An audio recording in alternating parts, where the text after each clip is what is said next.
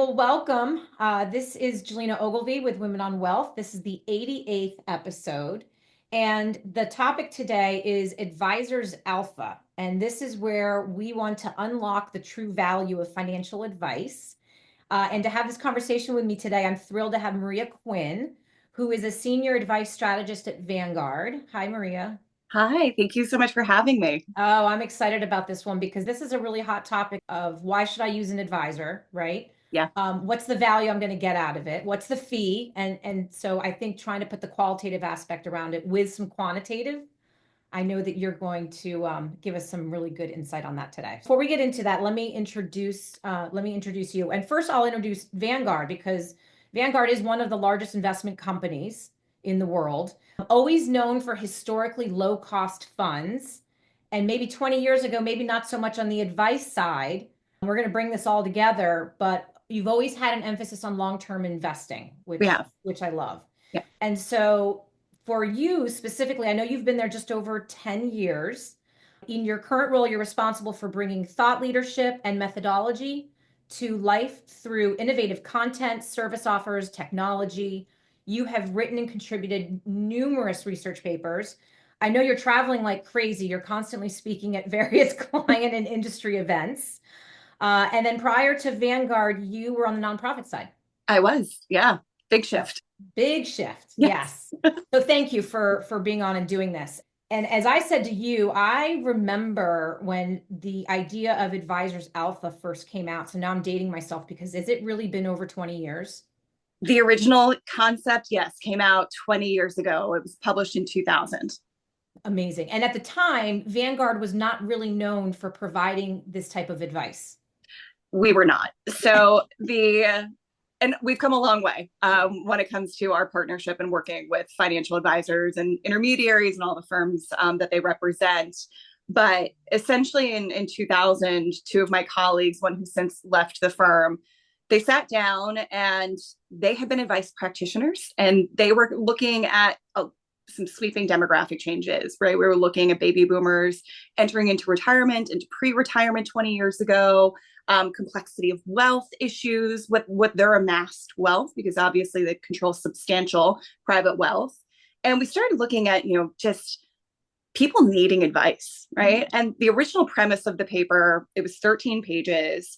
The conclusion was clients are better off being advised than they are doing it on their own, which in Which was 2000, starking at the time. especially for us, Yeah. right? We were founded in 1975 by Jack Bogle as a do-it-yourself shop. Yeah. We're actually hitting our 50th anniversary next year. We just had our 50th anniversary of incorporation, but Jack's idea was go direct to your investments, cut out the middleman, cut out the broker of the era. And here we are 25 years after our founding saying, like, actually clients need advice. I love it. And clients need good advice. And really what we looked at was just, the portfolio management, the wealth management, addressing an individual's time, willingness, or ability to do it on their own and do it consistently on their own. Mm-hmm. And then how do we keep them invested? How do we keep them from emotionally reacting to what's going on in their personal lives or in the marketplace? And so that was the original premise. Yes. From 25 years ago at this stage. I mean, who's not emotional when it comes to investing? Oh, we all are. Whenever I coach up my financial advisor clients, I like to remind them that our clients are financially and emotionally invested in the assets that they entrust to us. Yes. And probably over-index on the emotional side of that investment. Yeah, no, that's great. Thank you. And I guess explain a little bit more this whole concept of Advisors Alpha. So what does it mean for advisors to be able to add value beyond just the returns? Because I think that's how most clients that don't understand the relationship, that's where they start. Yes. So original paper 25 years ago, clients better off being advised. We fast forward to 2014, my boss, Fran Canary, comes into the mix because appreciating it's all fine and well to say clients are better off being advised. We want to know how much better off are they. At the end of the day, we're still in a numbers business. And we looked at kind of broad advice practices from portfolio construction, wealth management, behavioral coaching, derived 7 modules across those 3 spaces, and determine that clients are about 3% better off in terms of working with a financial advisor than they would be doing it on their own. Okay. Left to their own devices, we might see some different behavior, some inconsistent behavior, but working with an advisor, they'll get that consistency. They'll get the process, the philosophy, the approach that they would working with an advisor. Now, while we value it at about 3%, that's not to say that's the only value that clients get by working with a financial advisor. So when I think about the Advisors Alpha framework, right, appreciating the portfolio is table stakes, but we can't control what the market's going to give us. Yeah. Right. Is that we can build a diversified portfolio. We can be mindful of costs and taxes and the like, but there will be things that will happen in the market. There will be geopolitical crises, unprecedented events that may affect a portfolio performance. And so while that might be the initial point of decision making for a client, is why they hire a financial advisor, is to manage their portfolio. Sure. What they're getting in addition to that, the excess value, that's an individual who's learned their risk tolerance and risk beyond how we capture it, because risk means something different to everyone. But absolutely, like, what keeps you up at night, right? What are you comfortable with, right? Those things. So it'll put maybe assigning more language to it. It's making sure that we're leveraging quality product in the portfolio design so we can help our clients achieve their goals or their desired outcomes. It's spending from that portfolio, right? Things that an advisor does instinctively in practice, right? We're almost like in tuned to do this, but a client wouldn't do it on their own. Or they might be, as I said, they won't have the consistency to do it regularly on their own. Absolutely. Yeah. I think another one too, just situation I'm currently working on with someone. I'm running a financial plan for someone who's going to retire in 10 years, and she hasn't been optimizing her savings. Yeah. And as of right now, the financial plan, when I run it, says that she's going to run out of money completely in her mid 70s.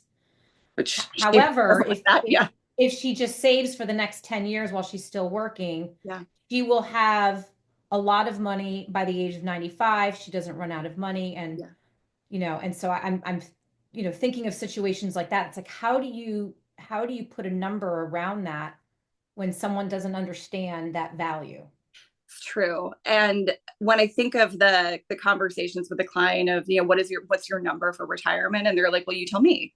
Yeah. Yes. And you're like, okay, well, what can I spend? And you're like, well, there are a series of conversations that are going to go into that to help us make a more informed decision, and the modification of behavior as we need to think through it, because, you mentioned, right, clients potentially retiring in 10 years. That's often when clients come to work with financial advisors, because they're like, I might want to get eyes on this and make sure that I'm doing everything correctly, that I can retire. How am I thinking through retirement?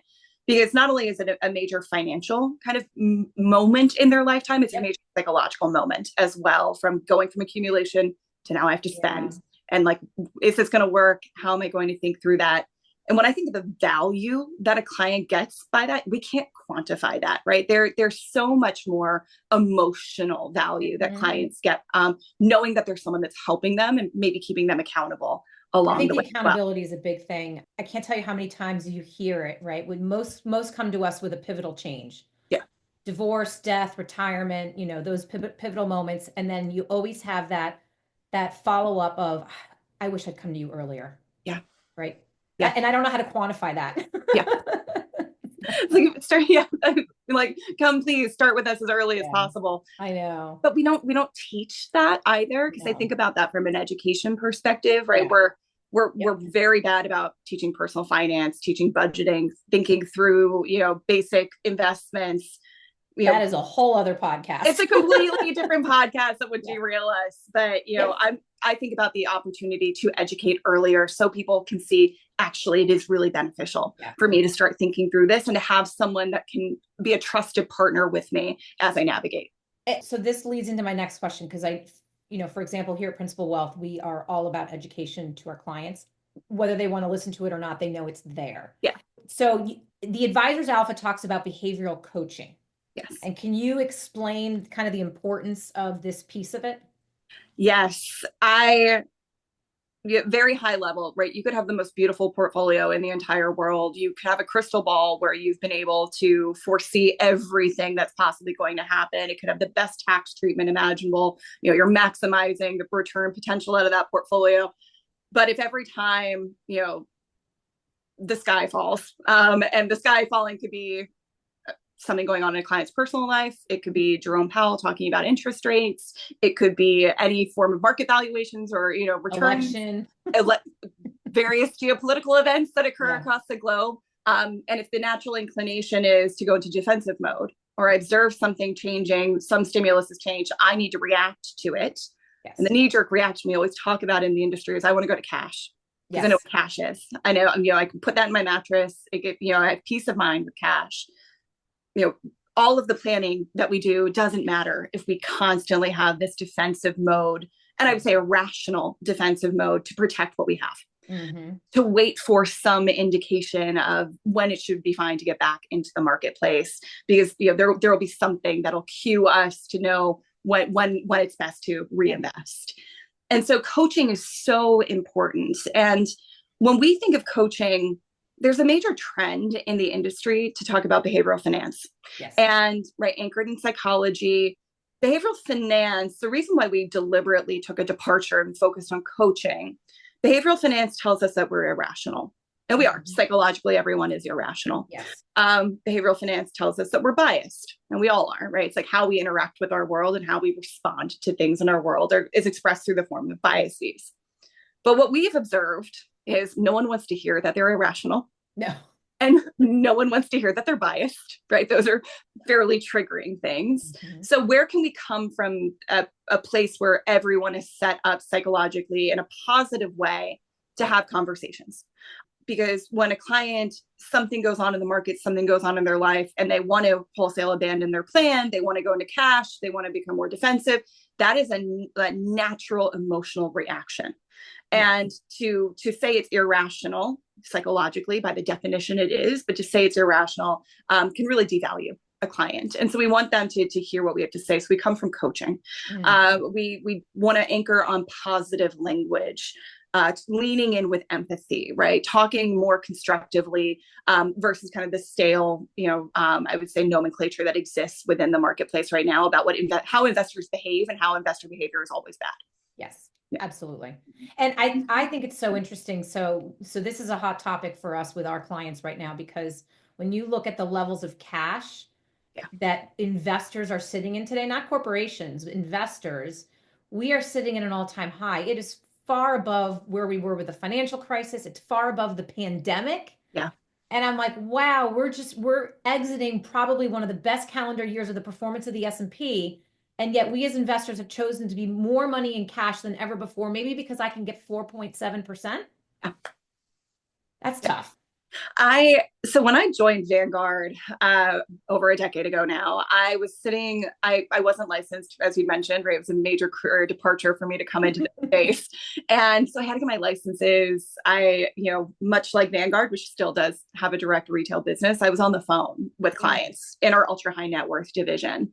And there were clients who, very successful, doing very well, but still had substantial portions of their portfolio sitting in money market or, similar type products, because they were just waiting for things to get a little bit better, because they had been burned by the financial crisis. Yes. And I'm like, we are 4 years out from that, and still a tremendous bull market, but they wanted to wait for things to get better. And I think even coming out of COVID, cash is paying a nice premium right now as well, but it is just overcoming that uncertainty, overcoming that inertia is something that we've been talking about kind of ad nauseum for the last year because of those cash allocations. And because we never learn.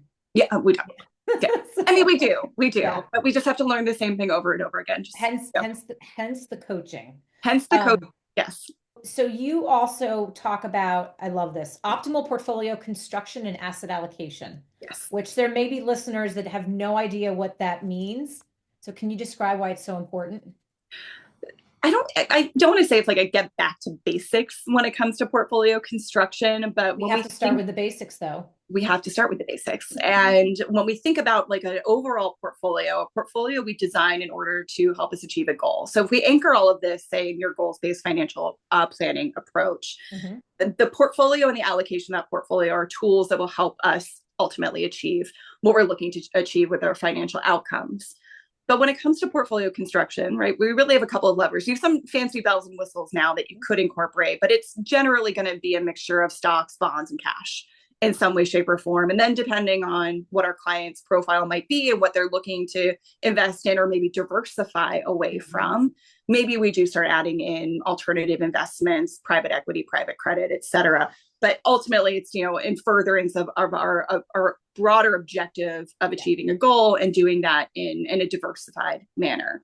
So when we think about portfolio construction, it is anchored in diversified portfolio. It is anchored in being mindful of cost. And I don't say that, even though from your intro, like Vanguard is synonymous with low cost investing.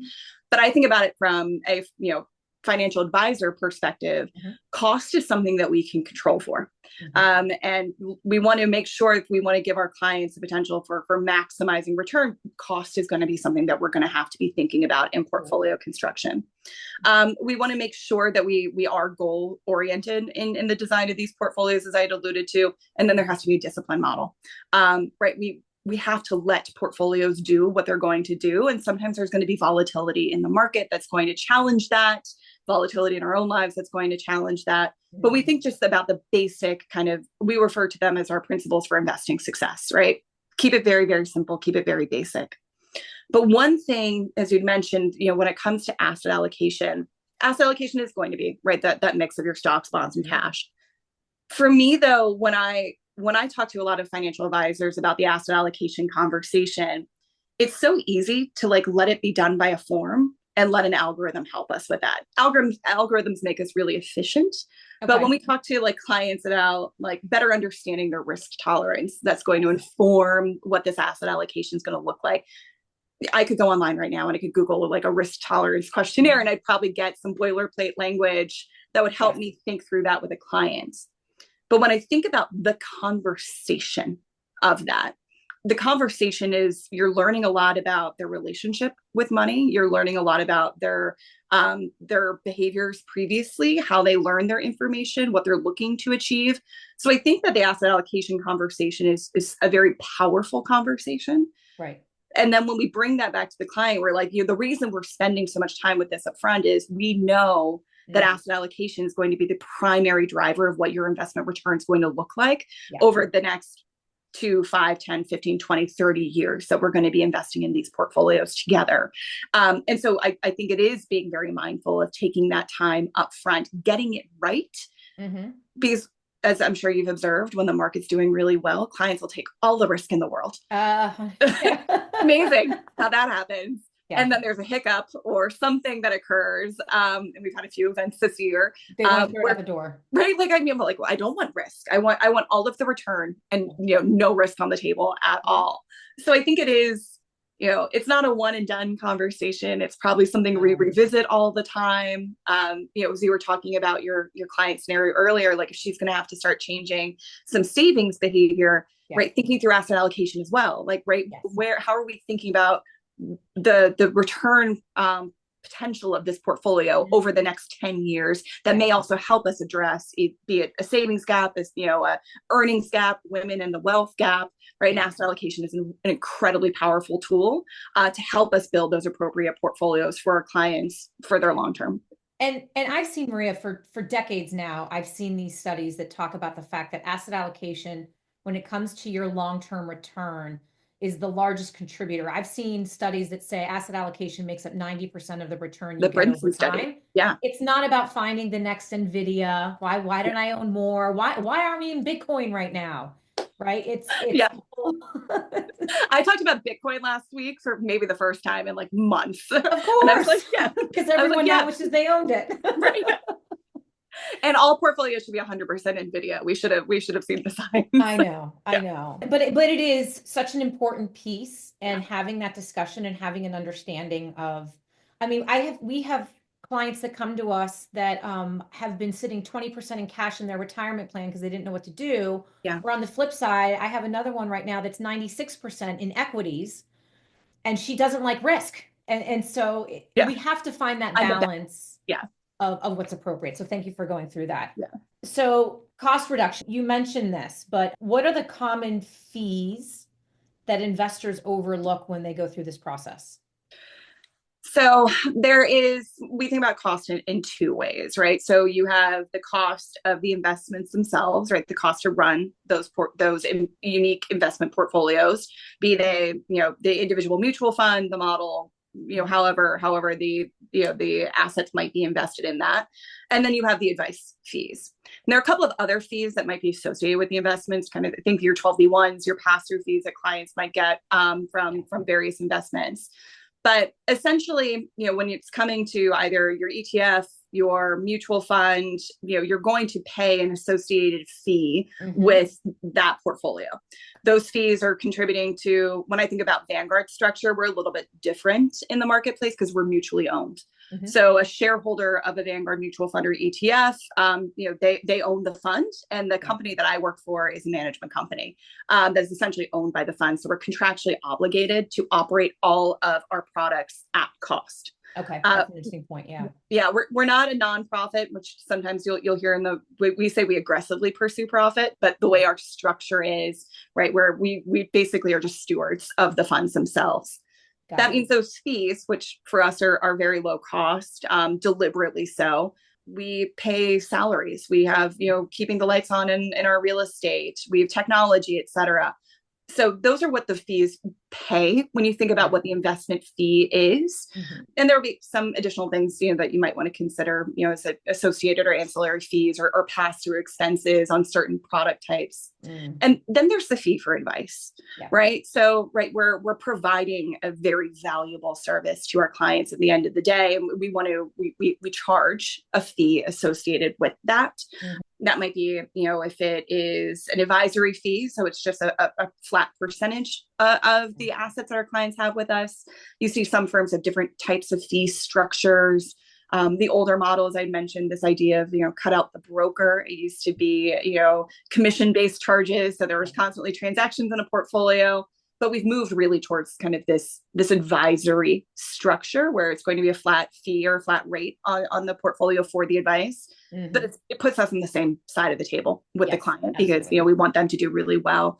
And I feel like there's less conflict potential or less conflict of interest potential there. But those are essentially the fees that you hear about a lot. And I know you see a lot of it on TV. You see a lot of it in commercials, fees this, fees that. So we say the genie's kind of out of the bottle. But I think as we talk more about this, we're just creating a much more informed investor base of like, what am I paying for and what am I getting? And how we're conveying, our additional value, be it, kind of beyond our research of Advisors Alpha, but what else are they getting when they're coming to you? And certain things that are very difficult to quantify, like the peace of mind aspect, right? That's, just someone knowing that you're advocating on their behalf when it comes to their investment success, right? That is something I couldn't even assign a value to. I think it's also important for investors to understand that all financial firms can be very different in how they're charging their fee. And there's a little bit of confusion about that. So for example, most of our clients, we charge an investment fee, but that investment fee includes all of the financial planning, all of the hand-holding, all of that peace of mind that comes with it. But the firm across the street could be completely different. Right? So I think it's important that when people ask about fees, that maybe they start breaking out, what's your investment fee? What's your financial planning fee? Are they one and the same, et cetera? And, what is the service offer as well? Because when you think about what they're coming to you for initially, it might be portfolio related. But what else is on the table for them? And so I think it is, especially for clients that are, maybe in the prospecting phase where they're looking and meeting with financial advisors, as you said, that transparency is incredibly important. And having a good sense of that. So you're very informed when it comes to making those decisions of who you will entrust, your assets to. But yeah, I mean, there's a lot of information out there online when it comes to fees and what people charge. But I think that face-to-face conversation with someone as Yeah, well, like, what am I getting? absolutely. Yeah. No, that's great.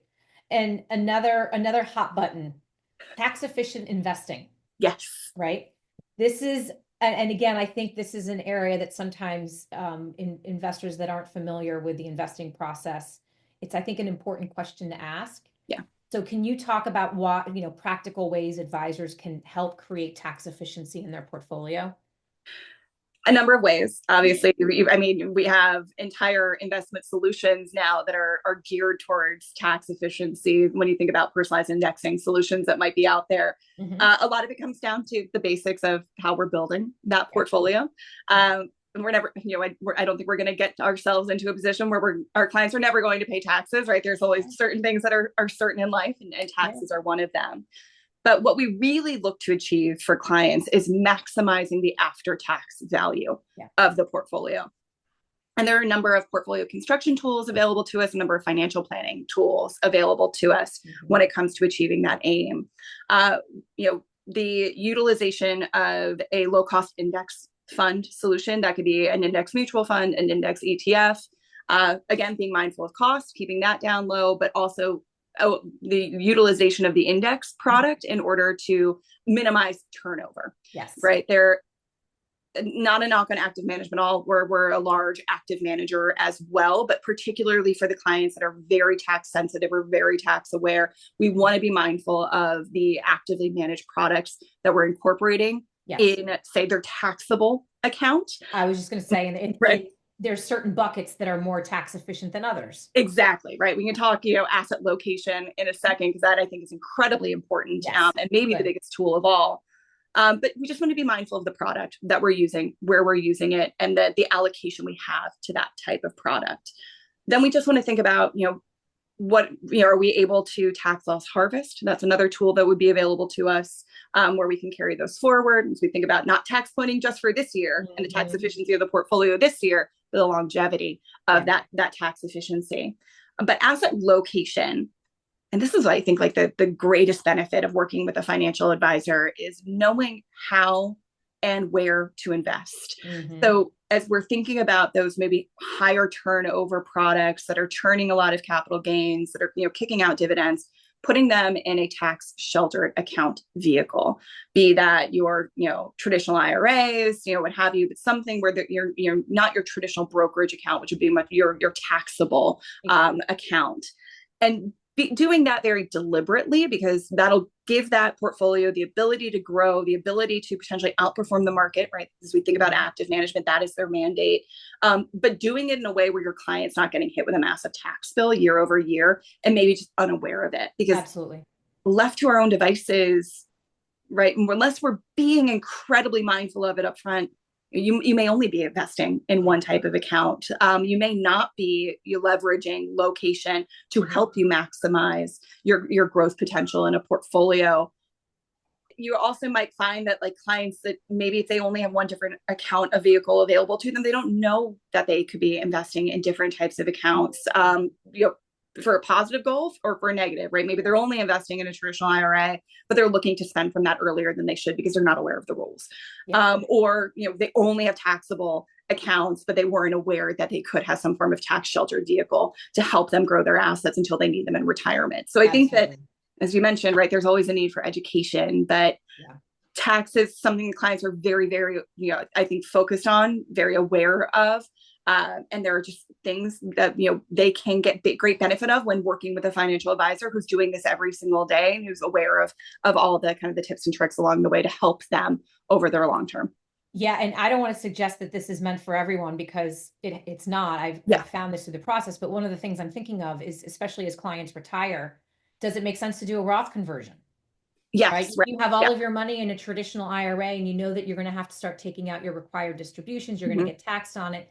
Does it make sense to move it or move some of it into a Roth, pay the taxes up front, especially if the market drops? Right. Again, it's not for everyone, but I love having that conversation with clients just to say, you need to be aware of your options and we run the financial plan, and this is the option. And for some, it's been a no-brainer. And then for others, it's like, well, maybe not now. yeah, absolutely. And I think it is just those conversation of options. Yeah. I'd like to think that, when clients perceive a level of choice and control, right, they feel much more nurtured through the process. They feel much more engaged. They feel like you're looking out for them because you are presenting them with the full array of solutions. You're being mindful of when we're doing those Roth conversions. We want to be mindful of Medicare surcharges, right? So how are we thinking through that, right? How are we, because, a lot of things shift when we enter into the retirement. Absolutely. And what about, as we're talking about retirement here, what about the spending strategies? So I think this is a lot of choice conversations that we get to have with clients as well. I feel like this is starting to, I don't want to say sound repetitive, but a lot of this does come down to deep conversations, high trust conversations that we'll have with our clients or potential clients about, things that are within our control that we can think of. So when it comes to portfolio design, the asset allocation is something that we can be mindful of. When we think about an individual's flexibility with regards to their spending. Yes. When we think about, you mentioned the client who's 90% or 96% in equities and doesn't want any risk, right? How do we think through that asset allocation and spending constraint there? And then when we think about this, I would say this desired need for success with this portfolio, right? So we have, our best outcome where we're not going to outlive our assets. What level of certainty will the client require? What are they comfortable with from an ambiguity perspective? And then obviously time, right? The conversations we're having with someone who's refused to retire until they turn 80, it's going to be a very different conversation than we have with our early retirees. And then also mitigating circumstances with regards to their own personal health, other things along those lines as well. Yeah. So there are a lot of different things that we want to discuss with the client up front that I think will then get us to what is the best strategy for you. Yeah. And there are a couple of, big ones in the industry. We hear about the 4% rule a lot, right? So that's kind of your fixed percentage rate that we adjust for inflation. So typically that number goes up across retirement. When we think about how, and that's Maria, that's 4% of your portfolio. 4% of your portfolio. Right? Yeah. And it averages around there, right? So like when we think through some constraints, that's going to be 4 percentage points of the portfolio, but it is, again, we adjust that for inflation when your dollars might be more or less, depending on what the inflation environment's giving us. You do have percentage of portfolio, and that's a hard, fast percentage rate that you kind of, a client would think about kind of earlier on in their retirement spending. But we really see that more in institutional type of investing. So your families with their endowments or their foundations, that's probably how they're thinking about those spendings. Yeah. And then we have what we've been looking at for, goodness, about nearly 15 years now, which is dynamic spending, which is somewhere between the two. Yeah. So it gives you a little bit more flexibility because, when we think about, the two more legacy approaches, if you have a fixed percentage of portfolio that you're looking to spend every single year, that may have to really alter your spending and savings behaviors, right? Because sometimes the market's not going to give us what we want. So if we have kind of that level of flexibility, when we look at dynamic spending, typically those numbers end up being somewhere around 3.5 to 5.5 percentage points of the portfolio that we might look to distribute. But I think it can, particularly for our clients that might be very worried about running out of money. They're maybe also not really comfortable with the rigidity of another approach. It kind of gives them that greater sense of flexibility. And maybe some years, they won't need to take as much because the market return has been really good in the portfolio. So we can take less of a percentage of the portfolio versus years where it's not. So I think that just perception of flexibility can be really good for some clients. I'm going to go back to this notion of 4% really quick. Yeah. This just happened with a newer client of ours. She came over to us and she told me how much money she was taking out of her portfolio every month from her old advisor firm. Yeah. And when we talked about, well, how did you come up with that number? She said, oh, they just gave it to me. Yeah.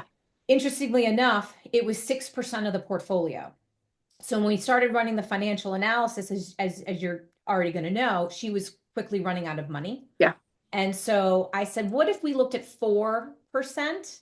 As an example, and I showed her the 4% and how it was expected to last her another 15, 20 years. Yeah. And I think that was a big eye opener to her. And so Yeah. sometimes clients don't realize that a subtle tweak in these percentages go Yeah. a really long way. Yeah. And And but you're right. Like that can be, I think about like widows in particular that may be outliving their husbands, and like yes, she may outlive her husband by 10 to 15 years. And maybe that's the peace of mind. absolutely. Yeah. Absolutely. And so what role does trust play in all of this? What's your opinion? Um, I think trust is everything. To be completely honest, we've done a lot of research on trust actually at Vanguard, because one of my minor degrees is in psychology, so I feel like it's Oh, the, that's the right. thing Yeah. that I might use the most these days. And when I think about what trust is, though, like we know trust feels good, so I kind of like I smile, I laugh, like trust is everything, but like what is it? Hmm. And that's where we kind of struggle with like clearly defining it. Because when I think about psychology, sociology, organizational theory, like human sciences, those three fields have dramatically different definitions of what trust is. Mm. So the trust that I have in you as an individual is going to be different than the trust that I have in your firm, is going to be different than the trust I have in financial services as kind of a sector. Mm-hmm. And when we think of what we can inform and how we can build trust, we actually, a number of years ago, decided to look at what trust was in financial services and the advice dynamic. Okay. And we had done some exhaustive research, some qualitative and quantitative research. And what we found is that trust in the financial advice relationship is three things. It's a functional component. So Okay. you as the advisor, the wealth manager, have the right skills, the right credentials, the right years of experience to do your job and do your job well. Mm-hmm. There's an ethical component. So especially as we're thinking about some of like the regulatory reforms that are often being kind of proffered about transparency, fee disclosures, acting in clients' best interest. It's a lot of that language, right? So you're going to, if my financial advisor is going to operate to a high ethical degree. Right. And then the other part of it is emotional. And what we found is when we broke this down over, the relative value assigned, functional, right? So just the ability to do the job is 17% of the trust that our clients have in us. 17. 17. Got it. Just the skills to do the job, 17% of trust for clients. The ethical component is 30. So, I mean, pretty substantial, because I do think ethical very much kind of filters into trust, but emotional is 53% of trust. For half. Wow. And so when we think about the connection that we make with someone, I'm often asked like, well, how do I know it's the right advisor for me? I'm like, well, you're going to want to know that they have a track record and they have a process, but you need to feel really good in those conversations, right? You need to feel like you can bring anything into that it is a deep trust relationship. And that is the emotional side. Yeah. And it is, I will say, not every financial advisor is very comfortable leaning into some of that EQ. So you need to find the right balance for you at the end of the day of the person that you're going to work with. Like if it is, I just want them to have the best skills in the entire world, I never need to have an emotional conversation. You're probably looking for some type of advisor versus one who, as you said, people are coming to you after major life events. It's going to help you kind of manage that. But, when we think about like, what does that sound like, right? What does emotional trust in financial advice sound like? My advisor gives me peace of mind. I'm better able to sleep at night. My advisor is, keeping eyes on things for me when I don't have the time or the ability to do it. And I know that they're my trusted partner navigating it. Like it's, I think, more easy to assign language to it versus trying to assign a definition. I also think of, I feel like I can ask any question and not feel like I'm being put down. Yeah. I hear that one a lot. Yeah. Okay. No, I love it. And I guess finally as clients, obviously, our needs evolve over time, especially when we're talking about decades and decades. Yeah. How can advisors adapt with these strategies and continue to deliver value through each of these phases? Yeah, it's the only thing constant is change, right? So I think about that, not even from, the experience that we have with our financial advisors or our financial professionals, but I think about like how much our research has grown and evolved over the last 25 years. And when we quantified the value of working with a financial advisor, And we looked at the 7 modules and how things have kind of evolved over 10 years, right? One of the items in there, as I mentioned, is cost-effective implementation. So being mindful of the cost of the portfolio. But in the last 10 years, the investments proliferation, right? There's been a lot of new investments, new investment vehicles, new product coming into the marketplace. But there's been this major shift towards low cost investing. So when I think about what the value of working with an advisor looked like 10 years ago, well, cost, obviously, that has been a substantial add-on that we've observed from our own research. The ability to be much more tax aware with a lot of efficiency, scalability coming to us by way of technology, which has allowed us to build really cool portfolios that can actually rebalance those portfolios and make sure that they're, very cost aware portfolios, right? Technology has really enhanced that. And so we've observed, some of these 7 modules, their individual numeric value has actually come down. The importance of it has not, right? The importance of getting that with the financial advisor, getting that right with your financial advisor, having those conversations, still incredibly important. The one value that continues to go up, though, and has year over year, is coaching, as we talked about. And that is the ability to sit down across the table and have those tough conversations, to meet, with empathy, to help clients be guided when things are not going well, or when things are going really well, coaching clients to be aware of, at some point in the future, this might not go well, right? And we have a plan for that, right? We're being proactive in that. We're being very positive in the language that we're using there. It's not fear mongering, but we can't foresee everything, right? No one saw what was going to happen in March of 2020 at the beginning of that year, right? So, we plan for the best, but, we have, with all best intent, right? We also have plans to help us navigate when things are not going to go well. So I think the one thing that, when it comes to the value of advice going forward, our ability to evolve and grow with clients, is one, anchor in being human. There's so much technology coming our way. We hear a lot about generative AI. You might imagine, as a researcher and a writer, I pay a lot of attention to generative AI because I want to have a job in 10 to 15 years. But what I think will happen as a result of this really amazing technology is it will allow us to be more nimble and more quick to respond to clients with things that they need specific to them in that moment. So I said that a lot of the implications that we'll probably have more product. Technology is going to change the way we do work. But any opportunity that we have to engage with someone as a person is going to serve us well, and it's going to serve our clients well.